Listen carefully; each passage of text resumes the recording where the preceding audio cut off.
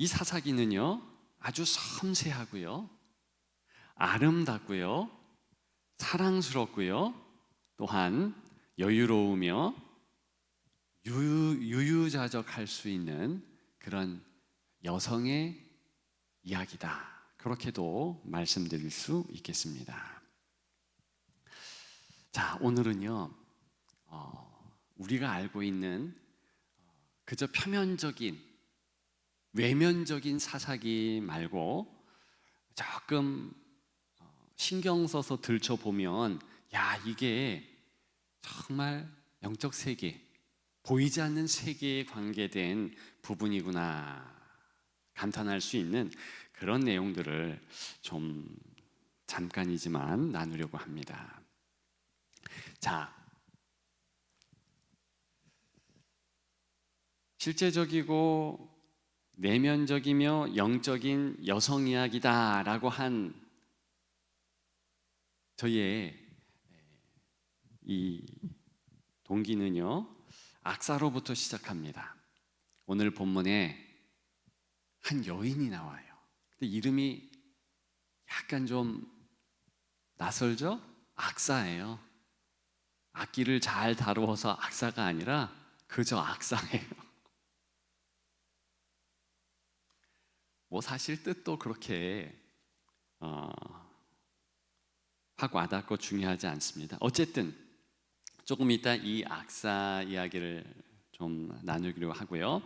이 악사가 굉장히 하나님 보시기에 이상적인 여성상을 보여주고 있습니다. 그 다음에 여인이 나오는데 그가 바로 드보라예요. 드보라는 잘 알죠? 여자 사사로 일컫기도 하고 여선지자라고 일컫기도 하지요. 그가 바락과 더불어서, 이 바락은 군대 장관입니다. 5장에 하나님을 찬양하는 그 노래는 실은 사사기의 중심 내용입니다. 가장 중요한 장면이에요. 모이면 기도하고 모이면 찬양하고 모이면 예배드리는 그 모습이 이 드보라를 통해서 보여지고 사사기의 이제 영적 조감도에서 가장 중요한 중심 모습을, 이미지를 보여주고 있다는 것이죠. 그 다음에 나오는 여성이 누구냐 하면 또 야엘, 이제 바락과 시스라, 요 두 남성의 이 대치 구조 속에서 실은 요 시스라를, 대적인 이 사람을 잡은 이는 누구인가? 야엘이라는 여인이에요. 그리고 그 다음에 기드온, 그죠? 기드온의 300용사 이렇게 나오는데 실은 그 시대부터 약간 이스라엘 사회가 좀 하나님과 멀리 떨어지기 시작했습니다. 그러면서 기드온의 아들 아비멜렉, 이 사람은요 자기 형제 70명을 잔혹하게 죽입니다. 그런데 그 아비멜렉을 징계하고 죽인 이가 이름 모를 여자예요. 맷돌로 저 위에서 탁 던져가지고 죽게 했죠. 지금 그래서 사사기에는 이렇게 보이지 않는 여인들의 연결고리가 계속되는 것을 알 수 있어요. 그렇게 기도했던 여인들, 하나님만을 바라봤던 여인들의 모습이 이제 아비멜렉 그렇게 처단한 이후부터 사라지기 시작합니다. 영적 어두움이 드리워지기 또 시작합니다. 그러면서 우리가 잘 아는 입다라는 사사가 나오죠. 이 사사는요 자기 딸을 인신제사한 인물이에요. 그런데 그때 입다의 딸이요 아무 말을 못해요. 사실은 사사기에서는 이 부분을 조금 부각시키고 있는 거예요. 왜 얘기를 못할까? 오늘 본문에 나오는 갈렙의 딸 악사와 또한 대조를 이룹니다. 악사는요, 아버지에게 구할 거 구해요. 이 부분도 조금 볼 건데, 어쨌든 이 입단은요, 처음부터 잘못된 서원 때문에 희생양이 돼요. 그런데 그런 부분에 대하여서 이런 방고할 수 없는 여인의 모습, 여성의 모습, 약자의 모습들이 부각됩니다. 그때부터 이스라엘은 걷잡을 수 없이 타락의 물결이 휘감아요. 이제 나오는 사사가 삼손이죠.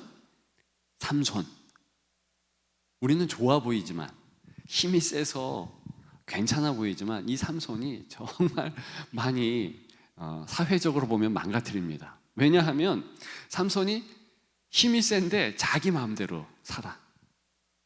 그리고 삼손의 이제 부인들을 조명합니다.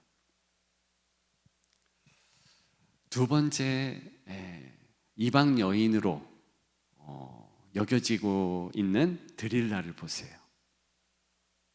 근데 성경은 그 사람이 이방 여인이라고 딱 얘기하지 않습니다. 왜냐?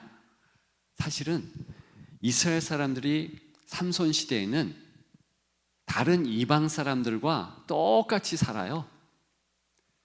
그래서 이방 여인이나 이스라엘 여인이나 구분점이 없어요.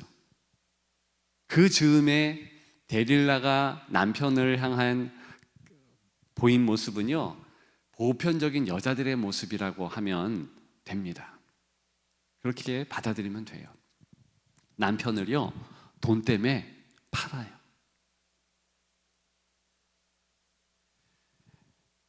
소위 남자와 아내, 가장 이상적인 것이 부부관계 아니겠습니까?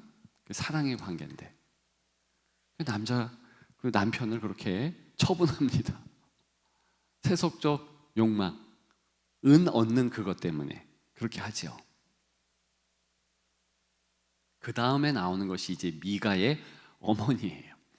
이제 부인이 망가졌는데 이제는 자녀를 위하여 기도해야 되는 어머니가 혼합주의에 빠져가지고 여호와의 이름은 부르는데 우상을 만들어서 자녀가 그렇게 하도록 해요. 그러면서 이스라엘은 어떤 완전 영적 어둠에 꽉 차게 되었는가? 하나님께 부르짖지 않습니다. 기도하지 않아요. 아무리 블레셋 이 군대들이 자기들을 힘들게 해도 맞고만 있어. 그리고 자기들이 어떻게 하려고 그래요. 기도할 마음도 없고 스스로가 기도할 힘도 없다 이렇게 생각하는 거예요. 그때 삼손은 2번 여호와의 이름을 부르죠. 그게 에나고레라고 말씀을 드렸습니다만 그게 그렇게 귀하게 보여질 정도로, 아니 성도는요 부르짖는 존재잖아요. 내가 힘들고 어려우면 주야 삼창하고 우리 민족처럼 하나님 도와주세요. 하나님 날 지금 살려주지 않으면 나는 죽습니다. 그렇게 기도해야 되지 않습니까? 그게 성도예요. 그런데 그렇게 소망이 없어져 버린 바로 사사기 시대에 놀라운 하나님의 구원의 역사가 이제 반전이 일어나게 되는데 아주 버림받았다고 스스로 생각하는 2 여자를 통해서 그 일을 하나님은 이루시지요. 누굽니까? 나오미와 룻을 통해서. 그래서 룻기가 사사기랑 연결되어 있는 거예요. 사사기 시대인 거예요. 떡집이라고 일컫는 베들레헴으로 이 2 여인이 자기 소견에는 오고 싶지 않지만, 왜? 다 망했으니까. 내가 나오미, 희락이라는 뜻인데 나를 그렇게 부르지 마. 나를 말하라 불러. 나 써. 내 인생 엄청 쓰거든. 나 단물 쩍 빠지고 이제는 쓴맛밖에 나지 않는 그런 여생의 인생이거든. 사람들이요 동네 사람들이여 나를 나옴이라 부르지 말고 마라라 불러줘. 이렇게 베들레헴 고향으로 왔던 나옴이었어요. 그럴 수밖에 없는 게 성경 시대 고대 사회에는 가장 비참한 세 부류, 나그네, 고와 과부예요. 근데 과부가 제일 불쌍해. 근데 내 남편이 엘리멜렉이었는데 처음엔 돈도 많고 괜찮았는데 모압 땅 가서 죽었어요. 두 아들이 또 죽었어요. 쌍과부만 있는 거예요. 시어머니 두 자부, 한 자부는 가고 며느리 하나랑 온 거예요. 그런데 이 사람이 또 모압 여인이에요. 모압 여인, 여호와의 총회에 들어올 수 없습니다. 그 얘기는 하나님 공동체에 홀대받을 수 없고 절대로 오지 못한다, 이런 것을 얘기하는 거예요. 그런데 그런 두 여인이, 가련한 여인이 하나님의 은혜가 풍성하게 넘쳐서 나중에는 다윗 왕의 이제 조모들이 되는 것이지요. 예수 그리스도의 족보에 들게 되는 것이지요. 그러면서 이스라엘 사회, 이스라엘을 하나님이 고쳐주시는 것, 그것이 이 여인들을 통해서 고친다. 자기 소견에 옳은 대로 하는 것이 아니라 하나님 소견에 옳은 대로, 내가 싫지만 하나님이 이끄시는 그 사인을 붙잡고 온 그 두 여인 때문에 이제 이 이스라엘 공동체가 희망이 생기게 되는 거예요. 그러면서 자연스럽게 어떤 성경으로 나아가는가? 사무엘상으로 나아가는 거예요. 역시 사무엘상 1장, 오늘 읽었죠? 예, 새벽에 보았는데 1장 1절의 시대적 배경도 역시 사사기 시대예요. 사사기 말기의 시대. 그러니까 지금 그렇게 기도 안 하고 영적으로 확 추락한 그런 때에 단 한 사람이 기도하고 있었으니 그 사람은 누구더라? 사무엘의 어머니 한나더라. 근데 이 한나도요, 실은 가정적으로 좋지 않았습니다. 그 남편이 레위 사람이에요. 에브라임 지파에 살고 있는 레위 족속이에요. 엘가나가죠. 근데 이 사람이요, 레위인은 원래 레위기법에 보면 결혼을 더블로 못해요. 부인을 둘 수 없어요. 일부일처예요. 그리고 원래 성경적으로 일부일처예요. 그게 맞는 것입니다. 근데 시대적으로 인간이 그것을 잘못 행한 거죠. 여하간에 그래서 이 엘가나가 레위인인데 부인을 둘이나 둬. 물론 이해는 갈 수 있을 것 같아. 한나랑 결혼했는데 한나가 아들을 못 낳았잖아요. 그러니까 뭐 다시 결혼을 했나 보죠. 그래서 두 여인이 싸우는 거예요. 그러니까 한쪽 여인은요, 아들 낳았으니까 뻐기면서, 다른 여인은, 지금 한나는 너무 힘든 거예요. 그래가지고 한나가 하나님 앞에 막 울부짖고 기도합니다. 그 모습을 가만히 보면 우리와 별반 다름이 없어요. 그저 이 땅에서 남들과 비교해서 잘 살고 싶고, 그저 욕 안 얻어먹고 그렇게 살고 싶으면 욕망에 이제 충실한 그런 삶을 살아가는 것 뿐이에요. 한나가 뭐 특별한 여인이다, 그거 아니에요. 그런데 하나님은 그가 성전을 찾아서 기도할 때 그 기도에 응답하셨잖아요. 그러면서 하나님의 은혜로 그 사무엘이 나중에 다윗 왕을 안수하거든요. 그러면서 이제 이스라엘이 드디어 지파 체제에서 통일 왕국을 이루게 되는 놀라운 역사가 이렇게 전개가 되는 거예요. 자, 그런데 이 모든 보이지 않는 세계의 영적 흐름에서 선봉장과 같이, 자, 내가 이상적인 기도하는 자의 모습을 보여줄게 하면서 깃대를 들고 나온 이가 있으니 그가 오늘 본문의 악사이더라.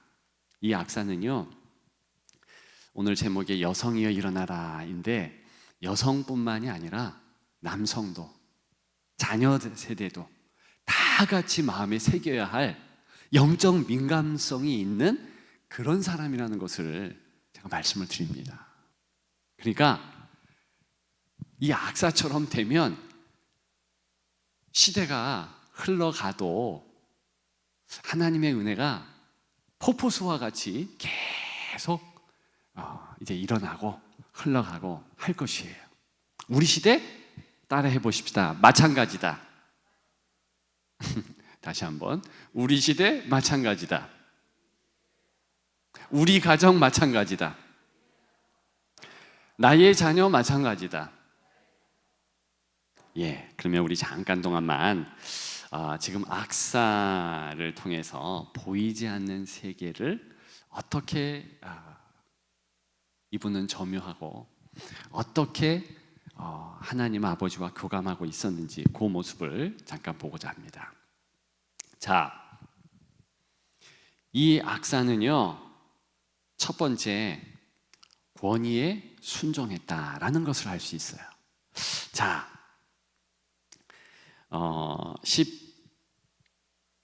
14절이죠.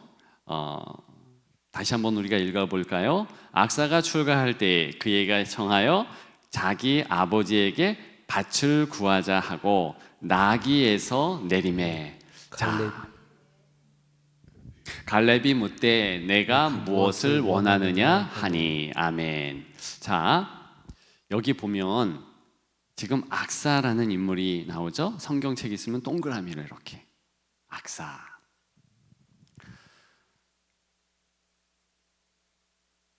갈렙의 딸입니다. 갈렙의 이름이 개, 그쵸? 그러면 이 딸은 개딸이네. 약간 농담했습니다. 여러분들이 좀 기억하도록. 자, 이 갈렙의 딸인데요. 그런데 지금 남편 운니엘과 결혼하게 된 계기가 있습니다. 지금 이 갈렙은요, 저 산지를 내게 주소서 하면서 나이가 80이 넘었는데 가서 점령합니다. 엄청난 대단한 그런 분이에요. 근데 지금 그 갈렙이 차지한 헤브론 같은 경우는요, 이제 예루살렘에서 조금 이렇게 남쪽으로 내려온 곳이에요. 약 한 18km, 32km네요. 32km 이렇게 남방으로 내려오면 헤브론이에요. 그런데 거기를 점령한 다음에 바로 그 밑에 또 다른 요새가 있었어요. 그게 뭐냐면 드빌이에요. 드빌, 저곳을 점령하는 자에게 내 딸을 주겠다, 이렇게 말합니다. 그래서 그곳을 점령한 이가 누구였어요? 운니엘. 이 사람이 첫 사사죠. 근데 이 운니엘에 대하여서 뭐라고 그렇게 이야기하냐면 13절에 갈렙의 아우 그나스의 아들인 운니엘이 이렇게 얘기해요. 그러니까 갈렙과 운니엘의 관계는 갈렙의 아우 그나스의 아들, 이렇게 해서 굉장히 가까운 걸로 아는데, 사실은 아우라는 뜻은요, 전 그냥 먼 친척도 아우라고 얘기해요. 히브리 말로는. 그러니까 너무 이제 가까운 친척이다, 이렇게 생각할 필요는 없습니다. 어쨌든 그렇게 해서 고대 사회에 가장 좋은 신랑을 이제 악사에게, 자기 딸에게 이렇게 매칭을 시킨 거예요. 우리가 지금 이런 배경에 대해서 오해할 필요가 없습니다. 고대 사회는요, 자녀의 결혼은요, 무조건 부모가 책임져야 되는 거예요.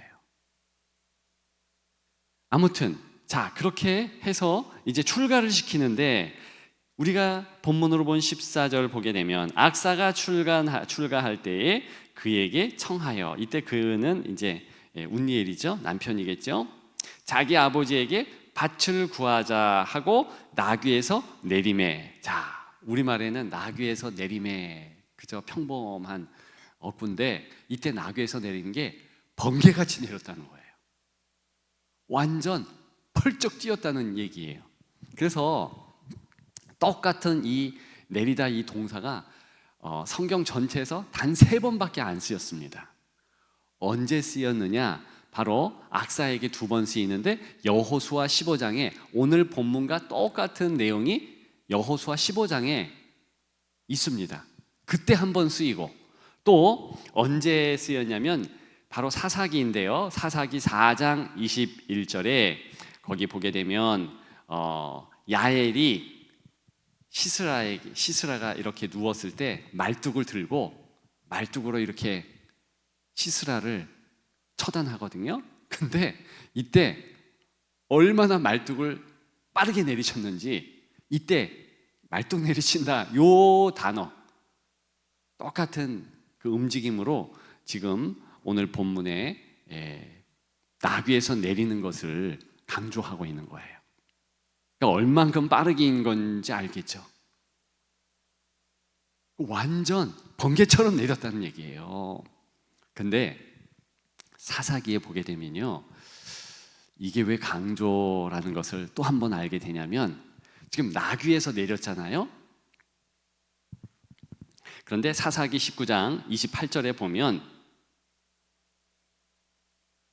레위인의 첩이 죽습니다. 레위인의 첩이 죽고 그 시신을 이제 이렇게 그 나귀에다가 올려요. 그러니까 죽은 이를 나귀에 올리는 것은 어떻게 올리겠어요? 아주 힘들게 천천히 올리겠죠. 지금 이 장면과 대조가 되고, 살아있는 자는 그렇게 민첩할 수 있다라는 것을 부각하며, 더 중요한 것은 영적으로 살아있는 자는 이렇게 빠르다, 이것을 또한 나타냅니다. 근데 뭐에 대하여서 그렇게 빠른가? 펄쩍 뛰어가지고 누구 앞에 엎드리죠? 아버지 앞에. 근데 이 아버지 앞에 엎드리는 이유를 15절에 나오고 있는데, 내게 복을 주소서 그래요. 내게 복을 주소서. 아버지가 복의 통로인 거예요. 이것은 표면적으로 가부장 시대의 딸의 모습은 당연하죠. 근데 영적인 보이지 않는 세계로 여러분들에게 말씀드리면 이게 무슨 뜻이냐면, 이제 하나님의 축복이 어떻게 내게 도달하는지 감이 있다는 거예요. 감. 그래서 그 부분에 대해서 엄청 민첩하다는 거예요. 이해되시죠? 자, 우리식으로 보면 우리는 언제 하나님의 은혜를 받습니까? 내가 하나님의 은혜를 받는다, 하나님께서 내게 복을 주신다, 여기에 민첩성을 보여줘야 되고, 영적 민감성은 뭐냐면 거기에 대하여서 다른 부분에는 느리게 움직이고 행동 안 해도 괜찮은데 그게 복이 있다, 특별히 하늘의 복이다, 하나님의 복이다, 그러면 움직이는 그 살아있는 그 모습, 그것을 보여야 한다는 것이지요. 성경을 통해서 우리가 하나님이 우리에게 역사하는 방법을 알 수 있는데, 가장 중요한 것은 말씀이죠. 그러죠? 우리가 말씀이 선포된다 그러면 빨리 움직여야 돼요. 자, 요거는 조금 이따가 조금 더 중요하게 다루기로 하고, 그 전에 뭐 두 가지가 더 있어요. 그러니까 하나는 양심입니다. 하나님께서 이렇게 오시고 은혜 주실 때 내 양심을 움직이게 하세요. 그래서 그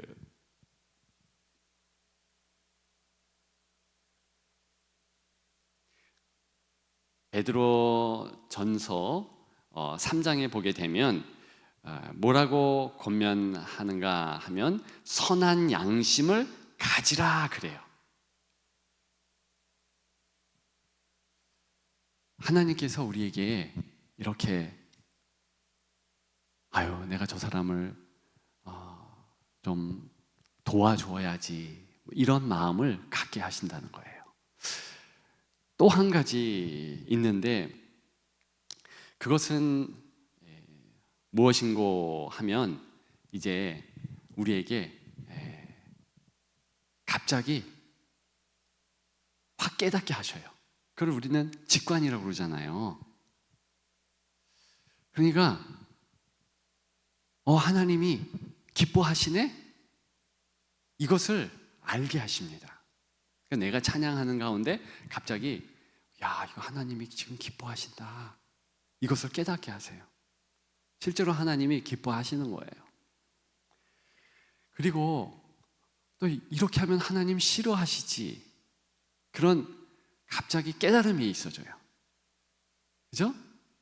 이거 하나님 싫어하시지? 그러면 실제로 영적 민감성으로 우리가 딱 스톱을 해야 되는 거예요. 이거 싫어하신다. 그러니까 여러분들이 한번 자기 자신을 이렇게 분석해 보세요. 들여다 보세요. 나는 진짜 민감하게 살고 있는가? 돈에 민감한 것도 아니고 내 영리에 민감한 것도 아니고 건강에 민감한 것도 좋지만 내가 하나님의 나를 향한 이렇게 다가오심에 민감한가? 그러는 거예요. 자, 이제 말씀에 민감한 것에 대해서 우리가 좀 이야기를 나누고 싶은데요.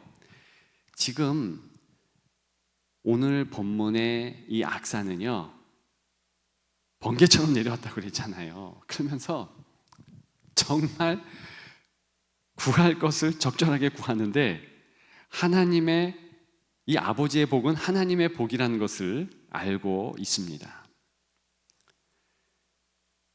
복을 주소서.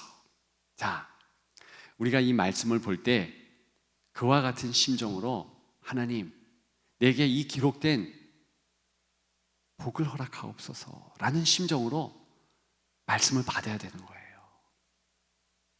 여러분들은 그렇게 말씀을 받고 있어요?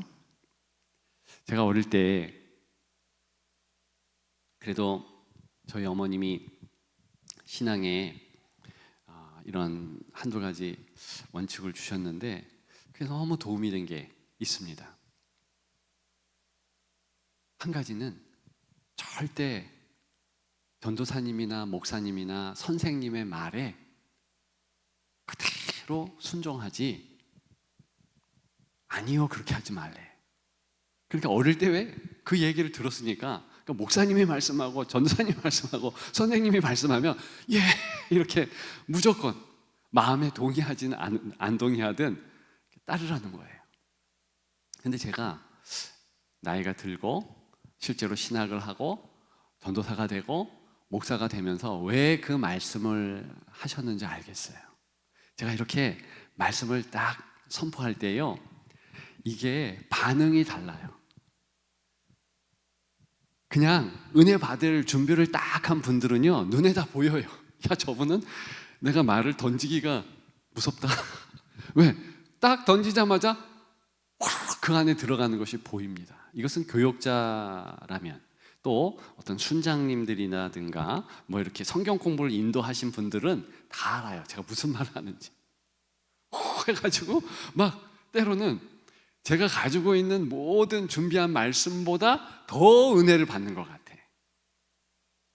그런 사람들이 있더라고요.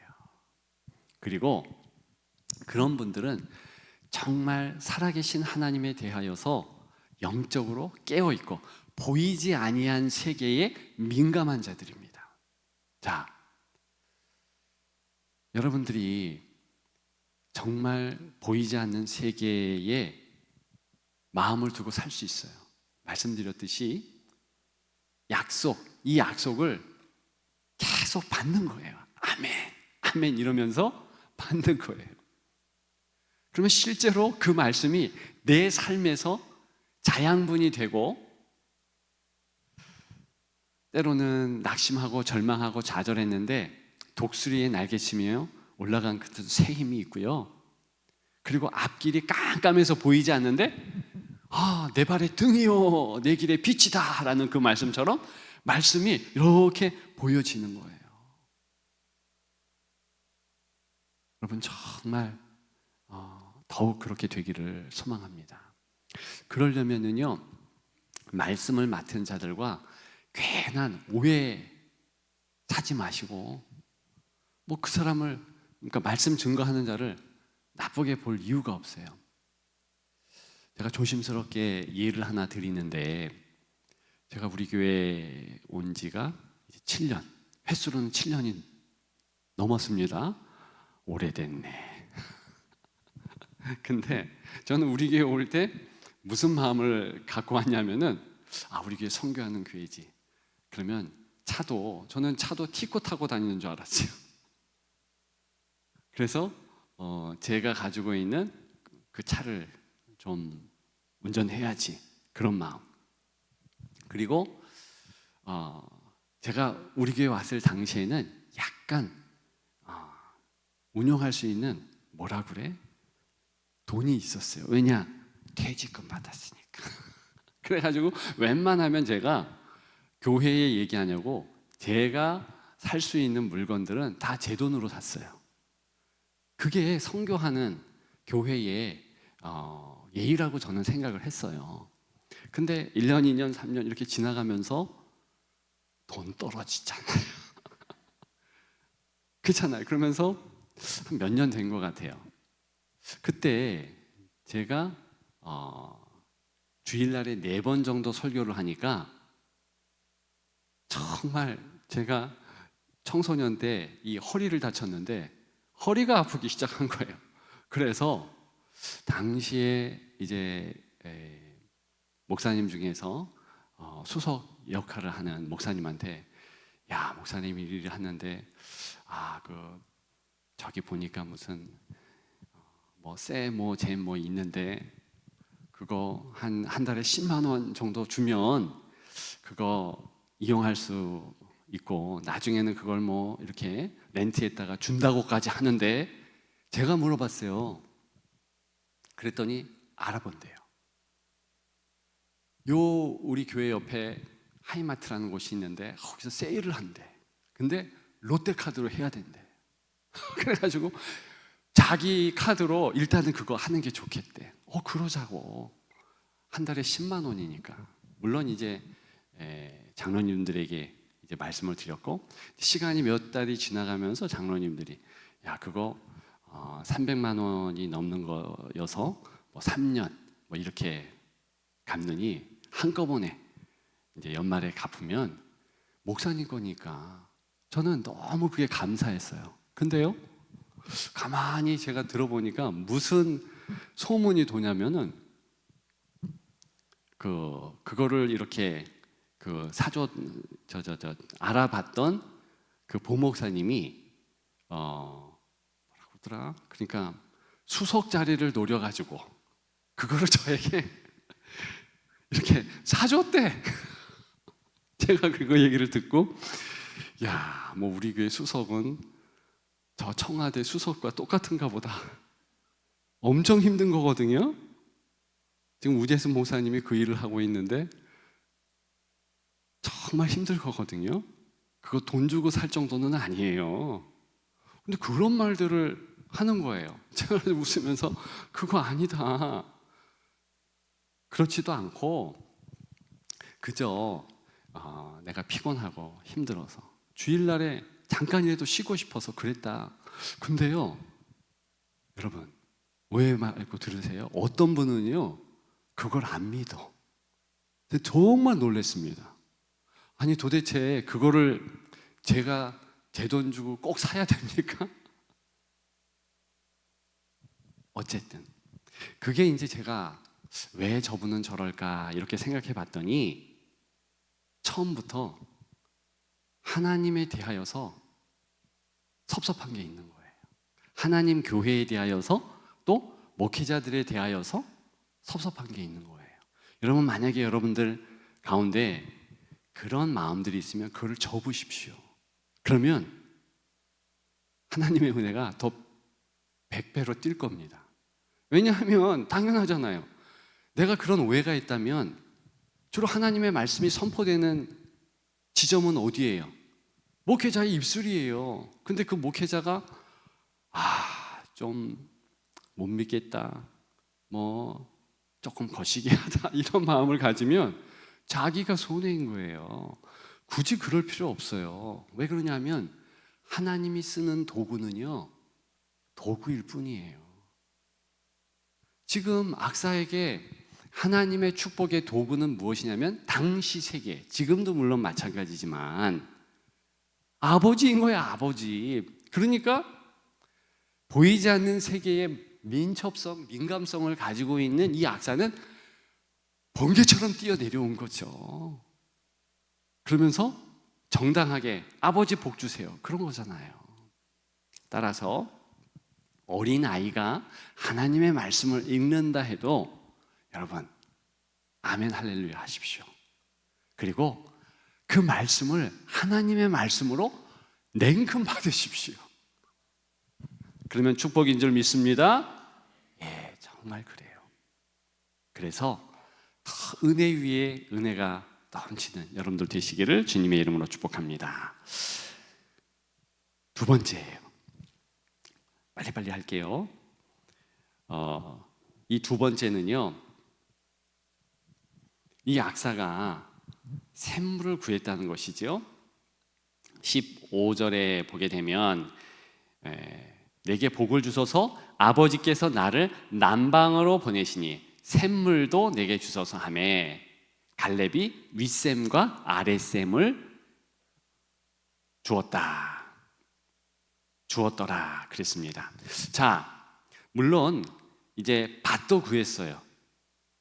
근데 지금 밭의 심상과 샘물의 심상이 같이 겹칩니다.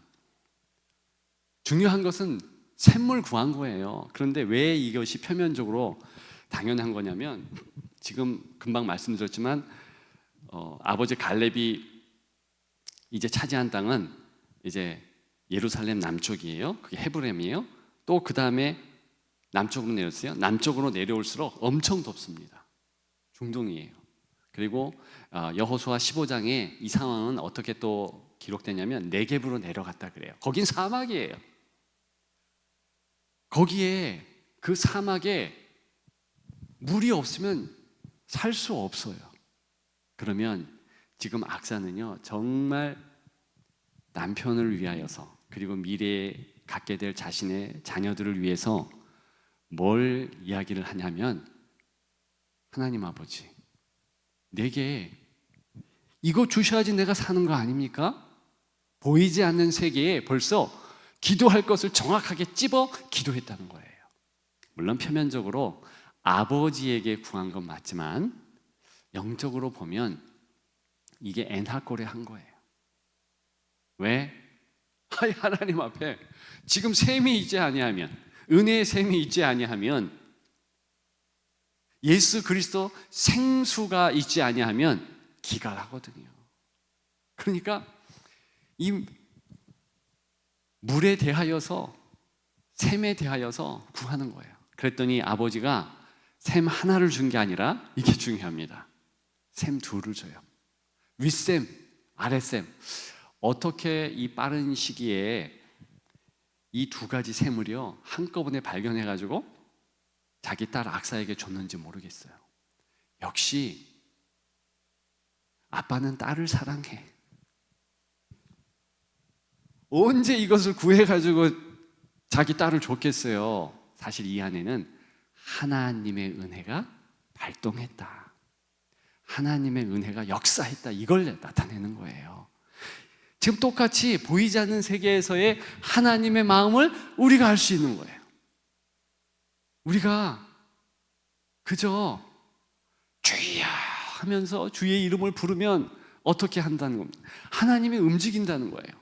인생의 고비에, 인생의 고난의 시기에 벌써 하나님은 쫓아가셔서 준비하셔가지고 주여 이렇게 할 때, 그래 내가 여기 있다, 여기 엔하골에 부르짖는 자의 샘을 파주마라는 이 놀라운 사인을 오늘 본문에서 줬다는 거예요.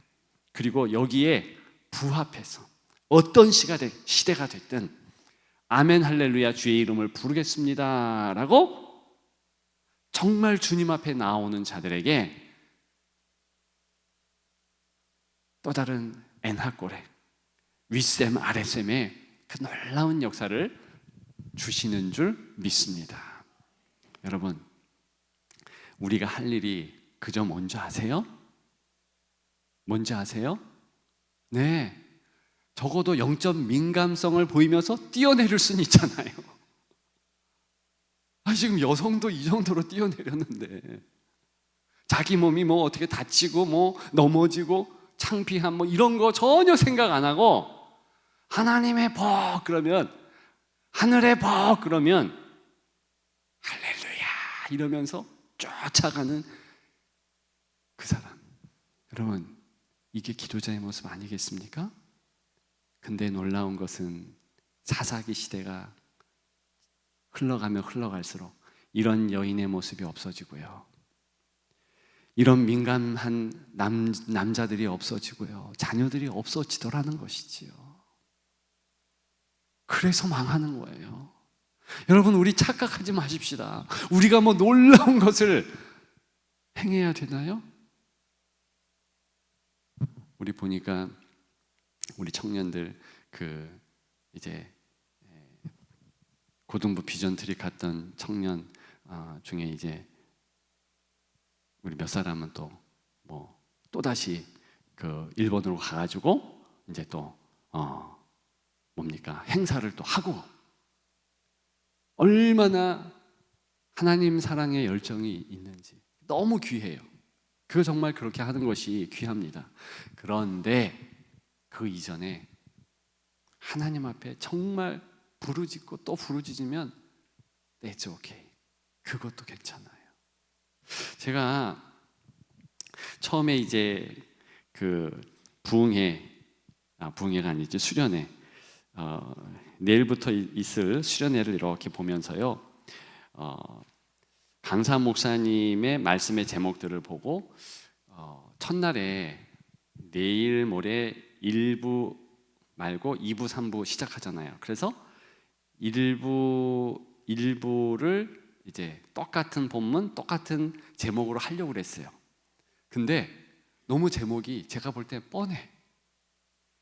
그래서 아예 그냥 제가 준비한 것을 그저 해야 되겠다, 그렇게 했습니다만, 그 제목 가운데 그게 있어요.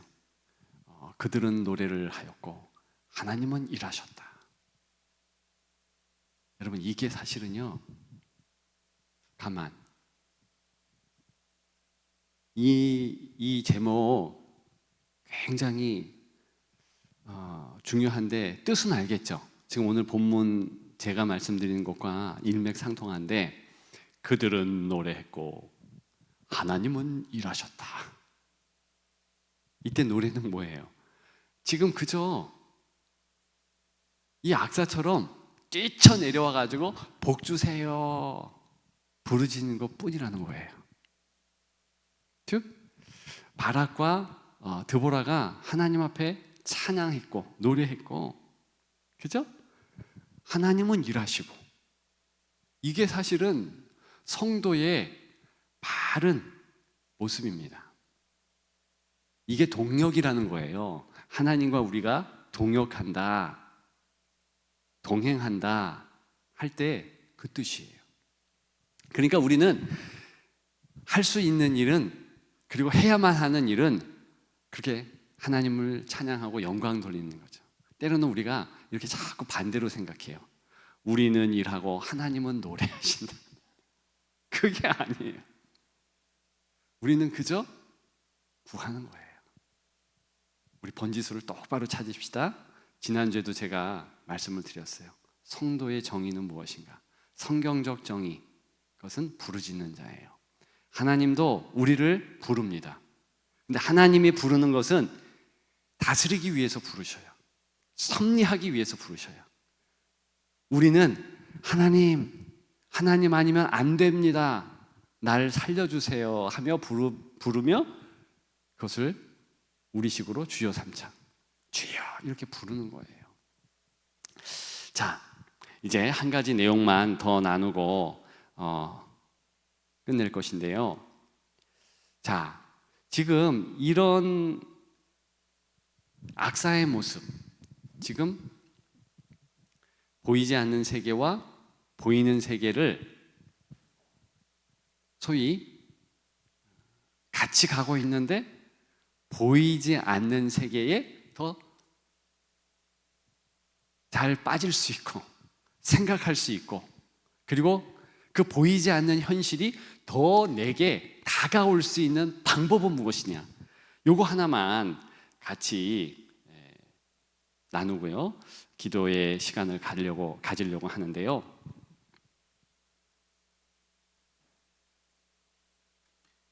마태복음 16장 19절에 이런 말씀이 있습니다. 많이들 아시는 말씀이에요. 내가 천국 열쇠를 네게 주리니 내가 땅에서 무엇이든지 매면 하늘에서도 매일 것이요 내가 땅에서도 무엇이든지 풀면 하늘에서도 풀리리라. 지금 땅 그랬는데 다른 말로 하면, 오늘 말씀 내용으로 풀면 땅 그러면 보이는 세계예요. 하늘 그러면 보이지 않는 세계예요. 또 다른 말로 하면 그저 땅, 보이는 세계, 우리의 시간, 공간, 그걸 얘기하는 거고요. 보이지 않는 세계, 영원, 성경에서 얘기하는 영원, 즉 초월적 시간, 초월적 공간, 그걸 얘기하는 겁니다. 자, 그런데 천국 열쇠를 준대요. 자, 이때 천국 열쇠는 누구실까요? 예수 그리스도시에요. 제가 무엇일까요? 하지 않았잖아요. 누구실까요? 그랬잖아요. 예수 그리스도께서 내가 천국 열쇠다, 나는 길이요 진리요 생명이다 하면서 예수 그리스도를 이제 제자들에게 주고 저와 여러분들에게 이렇게 준다는 표현을 하시는 거예요. 자, 이 뚜렷한 광경을 우리는 제가 금방 그 16장이죠. 마가복음 16장을 말씀드렸는데, 마태복음 16장을 말씀드렸는데, 마태복음 17장에 보면 그런 장면이 나와요. 변화산에 베드로, 야고보, 요한 데리고 예수님이 가셨어요. 근데 예수님이 딱 가신데 갑자기 누가 나타났는가? 먼 시대에 천국 간 엘리야와 모세가 나타난 거예요. 그때 베드로가 이곳이 좋사오니 천막 셋을 짓고 여기에 있으십시다, 이렇게 얘기해요. 자, 사실은 변화산의 이 역사는요, 예수님 때문에 지금 보이지 않는 세계가 보여졌다는 것을 얘기하는 거예요. 그리고 보이는 세계, 이제 베드로를 위시한 세 제자가 진짜 시야로 볼 수밖에 없는 그 보이는 세계 안에 예수 그리스도를 통해서 보이지 않는 세계가 임하는 것을 얘기하는 거예요. 자, 그렇다면 키워드는 예수 그리스도의 동행, 임재예요. 우리가 그리스도시여 하는 그 즉시로 우리는 영적 현실을 볼 수 있는 영안이 열립니다. 믿으면 아멘. 진짜예요. 따라서 예수 그리스도께서 그렇게 영적 세계와 소통하도록 역사하기 때문에 우리의 모든 것을 이제 붙잡아 주시고 인도해 주십니다. 그러니까 그 과거에 지금 악사는 특별한 사람이죠? 이런 여인이 사실은 시대적으로 드물어요. 그래서 사사기 시대가 망한 거잖아요. 그런데 이 시대에는 그리스도를 통해서 악사와 같은 이가 대부분이 될 수 있다. 너무 쉽게. 그러나 우리가 지식적으로도 그 사실을 알아야 돼요. 얼만큼 그리스도께서 내게 대단한가. 그리스도는 알파와 오메가, 시작과 끝, 내 모든 것이 되되 특별히 영적 현실을 내가 느낄 수 있고, 그리고 영적 현실을 바라보면서 그 현실 안에서 감사하면서 악사와 같이 그렇게 승리할 수 있다는 거예요. 이것을 꼭 기억하시면서 내가 악사와 같이 떨쳐 일어나리라, 그런 마음을 가지시고 오늘 기도했으면 좋겠습니다. 제가 허락받은 시간은 여기까지인데요. 이제 30분을 같이 기도할 거예요. 그리고 오늘은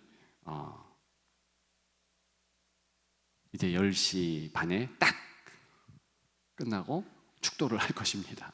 그리고 개인적으로 기도하실 분은 이렇게 기도하시다가 돌아가셔도 되고, 아무튼 12시까지는 그렇게 개방을 할 겁니다. 항상 우리가 기회 있을 때 기도하자. 그리고 모일 때 같이 기도하자. 이 같이 기도할 때 장작불을 환하게 활활 태울 수 있고요. 그 힘을 받고 이제 그 장작불이 다른 곳에 가서 불을 붙일 수 있는 거예요. 우리가 모였으니까 기도함으로 은혜 받는 귀한 시간이 되었으면 좋겠습니다.